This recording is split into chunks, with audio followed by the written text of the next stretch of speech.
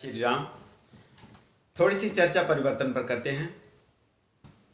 संसार में सभी चीज़ों का परिवर्तन हो रहा है, इतना सब जानते हैं।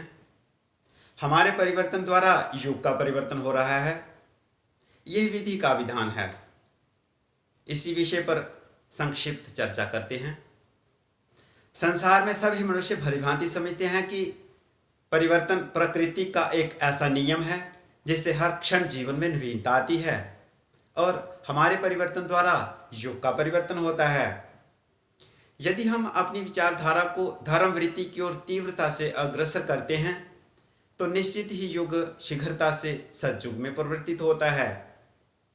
अर्थात हम बदलें तो युग बदले। युग परिवर्तन का आरंभ जन साधारण का दृष्टिकोण हमारे परिवर्तन के साथ साथ होता है।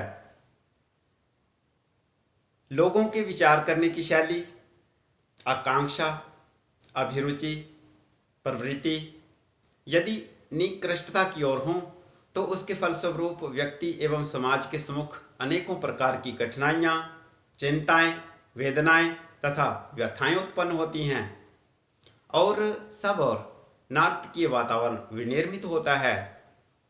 उसके विपरीत यदि लोगों की रुचि उत्कृष्टता तथा आदर्शवादिता अपनाने में हो, प्रसन्नता लक्ष्य बिंदु परमार्थ में हो, तो संसार में स्वर्गीय परिस्थितियों का जन्म होता है जिससे हर मनुष्य प्रचुर सुख शांति का अनुभव करता है।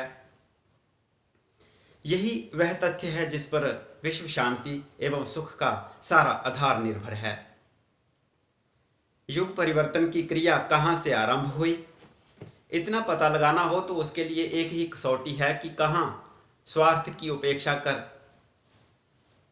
उसके स्थान पर परमार्थ को प्रतिष्ठित किया गया, कहाँ तृष्णा और कामना को तिलांजलि देकर उत्कृष्टता एवं आदर्शवादिता को चरितार्थ करने का साहस किया गया। जहाँ इस प्रकार की सत्य प्रवृत्तियां पनप रही हों, समझना चाहिए वहीं से युग निर्माण का शुभ आरंभ हो रहा है। भावी परिवर्तित युग में जन साधारण को शरीर निर्वाह के लिए सादगी से काम चला पाने की असवल्य आजीविका पर पूरा संतोष करना होगा। भविष्य के लिए संग्रह करने की प्रवृत्ति किसी में ना होगी।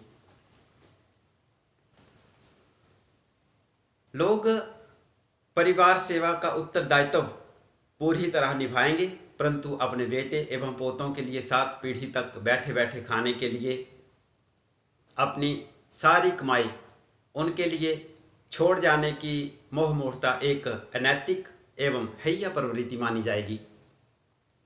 इस दृष्टि से समाजवाद और अध्यात्मवाद एक हैं। मनुष्य को अपनी प्रतिभा, योग्यता एवं विभूतियों का एक अनिवार्य अंश ही अपने तथा अपने परिवार के लिए खर्च करना चाहिए और यह चेष्टा होनी चाहिए कि उसकी उपलब्धियों का अधिक से अधिक लाभ समाज को मिले। यही दृष्टिकोण सतयुग का आधार है और राम राज्य की स्थापना इन्हीं सत्य प्रवृत्तियों पर होगी।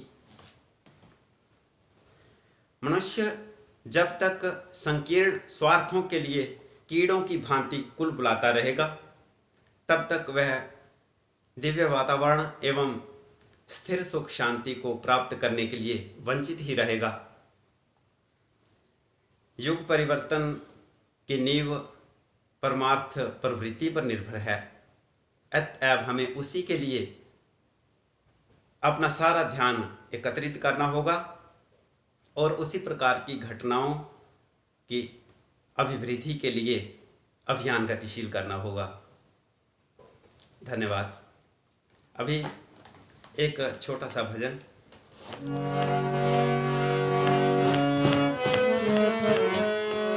सच्चे साधु कम मिलते हैं, कम खाते कम सोते हैं। सच्चे साधु कम मिलते हैं, कम खाते कम सोते हैं। कम बोलते शांत रहते, इन सभी से हो होते हैं। कम बोलते शांत रहते इन सभी से होते हैं। सच्चे साधु कम मिलते हैं, कम खाते कम सोते हैं।